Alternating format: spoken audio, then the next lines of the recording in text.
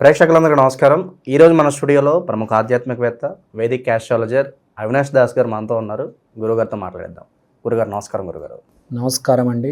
ఓం నమ శివాయ, ఓం నమో వెంకటేశాయ. గురుగారు, మే నెలలో సింహరాశి వారి పరిస్థితి ఎలా ఉండబోతుంది? గురుగ్రహ సంచారం కూడా ఈ నెలలో జరగబోతుంది. మరి వీళ్ళకి ఈ నెలంతా కూడా ఎలా ఉండబోతుంది గురుగారు? సింహరాశి వాళ్ళకి అష్టమ శని, గురువు 11వ ఇల్లు. This is a very good situation actually. గురువు మారి 11వ ఇంట్లో వస్తున్నాడు. 11వ ఇంట్లో ఎవరు వెళ్తున్నారు? 11వ ఇల్లు ఏంటి? వరాలు, కోరికలు తీర్చే ఇల్లు 11వ ఇల్లు. మనం కష్టపడితే సపోర్ట్ చేసేది 10వ ఇల్లు. కష్టపడితే రిజల్ట్ వస్తుందని గ్యారంటీ లేదు. కొన్ని జాతకాల్లో కష్టపడే యోగం ఉంటుంది కానీ భోగం, సంతోషపడే యోగం ఉండదు. 11వ ఇల్లు ఎవరి జన్మ జాతకంలో అయితే బలంగా ఉంటుంది వాడికి రిజల్ట్స్ వస్తాయి. వాడు 10th హౌస్ వీక్ ఉన్నా, కష్టపడకున్నా, ఏమీ లేకున్నా వాడు డైరెక్ట్ ధనవంతుడి ఇంట్లో పుడతాడు. పాయింట్ అర్థమైందా? 11వ ఇల్లు ఎవరికైతే స్ట్రాంగ్ ఉంటుందో వాడి దగ్గరే డబ్బు, వాడికే సక్సెస్, వాడికే పేరు, కష్టపడేవాడికి కాదు. మీకు అర్థమైందా పాయింట్? మీరు కష్టపడితే రిజల్ట్ రాకపోవచ్చు ప్రతిసారి. ఎక్కడో 11th హౌస్లో స్ట్రెంత్ ఉండాలి. చాలామంది ఉంటారు జీవితాంతం కష్టపడితే రిజల్ట్ రాదు. చాలామంది ఉంటారు. కొంచెం 11th హౌస్లో కొంచెం పవర్ ఉంటుంది కాబట్టి కొంచెం రిజల్ట్ వస్తుంది. కొండంత కష్టపడతారు, చీమంత రిజల్ట్ ఉంటుంది. కొంతమంది చీమంత కష్టపడతారు, కొండంత రిజల్ట్ ఉంటుంది కదా. ఇక్కడ పాయింట్ ఏంటి? 11వ ఇంట్లో ఎక్కడో గురువు వచ్చాడు అంటే ఏంటి? గురువు చెప్పింది వింటే డబ్బు నీది. ఒక గురువుని మన జీవితంలోకి తెచ్చుకుంటే సక్సెస్ నీది. గురువు ఉన్నాడా నీకు సక్సెస్ వస్తుంది. నువ్వు సాఫ్ట్వేర్ కంపెనీలో ఉన్నావు, మీ టీం లీడర్, మీ ప్రాజెక్ట్ మేనేజర్ చెప్పింది విన్నావా, నీ జీవితం సెటిల్ అయిపోతుంది ఈసారి. సో వీళ్ళు ఎవరో ఒకరిని గురువుగా భావించి వాళ్ళ పాత్రలో నడవాలి, వాళ్ళు చెప్పినట్లు వినాలి. నువ్వు ఒక టూల్ నేర్చుకున్నావు నాన్న, ఒక టూల్ నేర్చుకొని వెళ్ళావు, ఒక 60-70 వేలు. అక్కడ గురువు ఉంటాడు. గురువు నిన్ను యాక్సెప్ట్ చేశాడు శిష్యుడిగా, నీకు ఇంకో 5 టూల్స్ నేర్పిస్తాడు. 4 lakhs అయిపోతుంది నీ శాలరీ. లేకపోతే ఆ 40,000 50,000 దగ్గర ఉండిపోతావు. గురువుని ఏర్పరచుకో. గురువు నీ జీవితంలో వచ్చే అవకాశం ఈసారి. మన జీవితంలోకి గురువు వస్తున్నాడంటే నీ జీవితం బాగుపడుతున్నట్టే. గురువు కోసం వెయిట్ చేస్తూ ఉంటారు, గురువు బలం కోసం. ఇప్పుడు గురువే నీ దగ్గరికి వస్తున్నాడు. గురువు 11వ ఇంట్లో కోరికలు తీర్చే ఇంట్లో వస్తున్నాడు కాబట్టి గురువు వచ్చినప్పుడు కాళ్ళకు దండం పెట్టి, 2 చేతులు ఎత్తి దండం పెడితే బాగుంటుంది. లేకపోతే జీవితం సర్వనాశనం అవుతుంది. తర్వాత అష్టమ శని ఉన్నాడు అంటే కష్టపడితే రిజల్ట్ వచ్చే ఛాన్స్ ఉంది.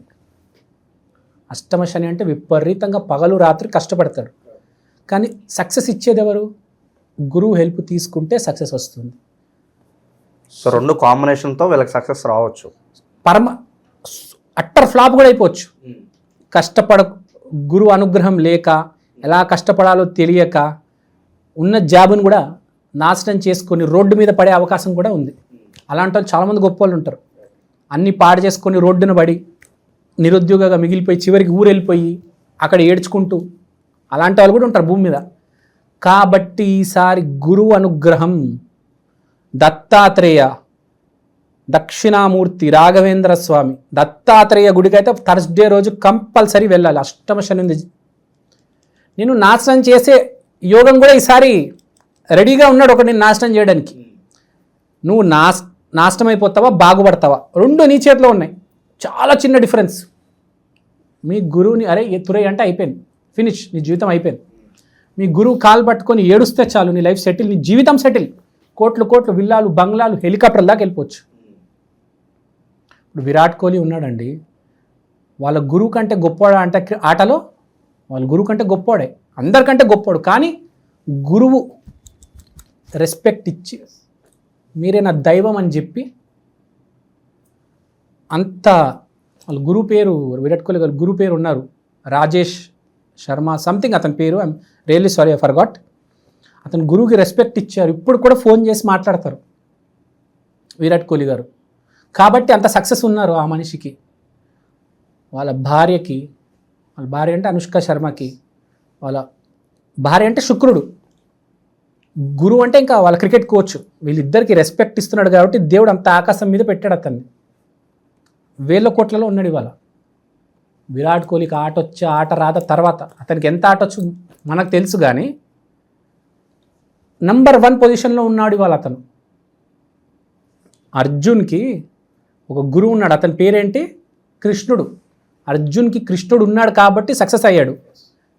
కర్ణుడు అర్జున్ కన్నా ఎక్కువ టాలెంట్ ఉన్నా ద్రౌపది చీరహరణం చేద్దామని ఐడియా ఇచ్చింది ఎవరు? కర్ణుడే. అందుకనే నాశనం అయిపోయాడు మనిషి. అర్జున్ కన్నా ఎక్కువ టాలెంట్ ఉందో లేదో పక్కన పెడదాం, వాళ్ళిద్దరు సమానం అవ్వచ్చు, కానీ నాశనం అయింది ఎవరు? కర్ణుడు. చెత్త ఐడియా ఇవ్వడం వల్ల ఏంటి? చీరహరణం చేద్దామని. సో నీ ఇష్టం, నువ్వు కర్ణుడు అవుతావా అర్జున్ అవుతావా? కర్ణుడు అయ్యి నీ గురువుని ఇన్సల్ట్ చేస్తావా, లేకపోతే ఓ విరాట్ కోహ్లీ లాగో అర్జున్ లాగో కృష్ణుడిని పక్కన పెట్టుకుంటావా? నీ ఇష్టం. బాగుపడతావా నాశనం అవుతావు, రెండే ఆప్షన్స్ ఇస్తారు. సర్వం నాశనం అవుతావు, లేకపోతే ఇంకా పదవి ఎక్కేస్తావు, నీ తల మీద కిరీటం పెట్టేస్తారు.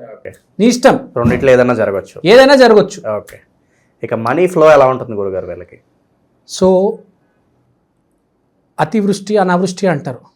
నేను చెప్పినట్టు అప్పులైపోయి అప్పుల వాళ్ళందరూ మీ ఇంటికి వచ్చి డోర్ కొడతారా, లేకపోతే రివర్స్ నువ్వే కోట్లు సంపాదించి అప్పులు ఇస్తావా?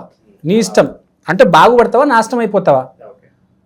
ఆ పునుగులు వండి పెట్టుకుంటావో ఇడ్లీ వండి పెట్టుకుంటావో, నీ స్థాయికి తగ్గ నీ జాతకానికి పెట్టి అందరితో మర్యాదగా మాట్లాడతావా వచ్చిన వాళ్ళతో, లేకపోతే అందరితో గొడవ పెట్టుకొని పేచీలు పెట్టుకుని చివరికి షాపే మూసిపడేస్తావా? నీ ఇష్టం. వచ్చిన వాడికి మర్యాద ఇస్తే, సింహరాశి వాడు ఈసారి మర్యాద ఇస్తే బాగుపడతాడు. యాటిట్యూడ్ చూపిస్తే మొత్తం డౌన్ఫాల్, యాటిట్యూడ్ చూపిస్తే నాశనమే. ఓకే. మరి ఇక విద్యార్థుల పరిస్థితి ఏంటంటారు? విదేశీ ప్రయత్నాలు వీటి పరిస్థితి ఎలా ఉంది? విద్యార్థుల పరిస్థితి చాలా బాగుంది, especially upper education, higher education అంటే పిహెచ్డి, ఎంటెక్, ఎండి, వీళ్ళ పరిస్థితి చాలా బాగుంది. తర్వాత హయ్యర్ ఎడ్యుకేషన్ ఎవరైతే ట్రై చేస్తున్నారో వాళ్ళకి కొంచెం ఎలా చెప్పాలి, నేను అప్స్ అండ్ డౌన్స్ ఉంటాయి. ఇమ్మీడియట్గా సక్సెస్ రాకపోవచ్చు, కానీ ఫ్యూచర్లో మీకు బాగుంటుంది. ఇక ఆరోగ్యపరంగా ఎలా ఉంటుంది? వైవాహిక జీవితంలో ఏమైనా ఇబ్బందులు వచ్చే అవకాశాన్ని కనిపిస్తుందా గురుగారు? సో వైవాహికంగా చిన్న గొడవలు రావచ్చు, దాంట్లో డౌట్ లేదు. ఎందుకంటే శుక్రుడు 8వ ఇంట్లో, సూర్యుడు 10వ ఇంట్లో ఉన్నాడు కాబట్టి no problem, health is fine, all is well, no need to worry. ఇక శుభకార్యాలు జరగడానికి కుదురుతుందంటారు, లేదంటే కాస్త టైం మీరు వెయిట్ చేయాల్సిన పరిస్థితి ఏమైనా కనిపిస్తుందా గురుగారు? సింహలగ్నము, వృషభ రాశి వీళ్ళకి సంవత్సరం మంచి టైమే చెప్పుకోవచ్చు. మీరు కొంచెం పాజిటివ్గా ఉంటే చాలు, మంచి మార్గంలో ఉంటే. జనరల్గా మనిషి ఎలా ఉంటాడంటే 60% పాజిటివ్ ఉంటాడు, 40% నెగిటివ్ ఉంటాడు. ఈ రేషియోలో ఉంటే బాగుంటుంది. పాజిటివ్ ఎక్కువ ఉంది, నెగిటివ్ తక్కువ ఉంది. కానీ ఇంకో రేషియో ఉంటుంది, 40% పాజిటివ్, 60% నెగిటివ్. ఇది ఇబ్బందులు క్రియేట్ చేస్తుంది. సో ఆ నెగిటివ్ తగ్గించుకొని, ఏ మనిషి అంత పాజిటివ్ ఉండడు, ప్రతి మనిషితో పాజిటివ్ నెగిటివ్ ఉంటుంది. సో ఆ నెగిటివిటీ తగ్గించుకొని కొంచెం పాజిటివిటీ పెంచితే, వృషభ రాశి, సింహలగ్నం ఈ రెండు ఈ సంవత్సరం పెళ్ళయ్యే యోగం విపరీతంగా ఉంది. పెళ్ళి, ప్రేమ అన్నీ సక్సెస్ అవుతాయి విత్ కెరియర్.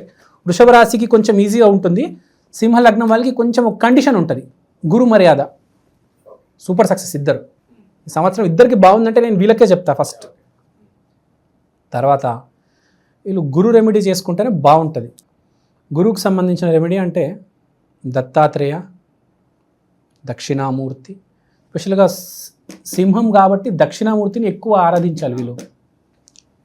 పూర్తిగా గురువు ధనస్సు రాశి అంటే దత్తాత్రేయ, ఇక్కడ సింహం కూడా కలిసి ఉంది కాబట్టి దక్షిణామూర్తి దగ్గరికి వెళ్ళాలి.